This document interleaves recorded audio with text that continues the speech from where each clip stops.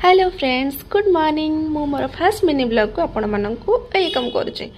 एबे चलतु मु मोर सकाळु उठी गाधे पाधे रेडी हो गली ऑफिस जीवा पे। मुहरे टिके रोजमेरी वाटर लगे दे टिके स्टाइल मार दउचे देखुना मुह को सुखेवा पे। तापर ऑलवेज माय फेवरेट पॉन्ड्स रो मॉइस्चराइजर सेटा लगे देला पर डॉट एंड की रो सनस्क्रीन जेहेतु खरे बाहर को बाहर तो सनस्क्रीन टा मैंडेटरी सेटा को लगेबा को निहाती पड़ियो। सनस्क्रीन लगे कि मुह टिके माने स्क्रब कर देला पर मु एबे लगे व्हाइट टोन सेटा always my favourite white tone powder टिके लगे दे कि मुहरे एबे बाहरिली ऑफिस। अरे अरे अरे किछ गोटे भूली जाउची मु। हाँ लिपस्टिक लिपस्टिक बिना तो ऑफिस जाई हेबनी। झील मानकर सौंदर्य होचे लिपस्टिक।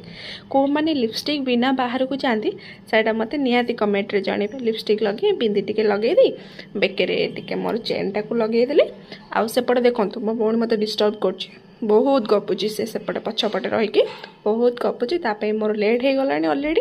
तो एबे मु रेडी हो गली ऑफिस जीवा पे।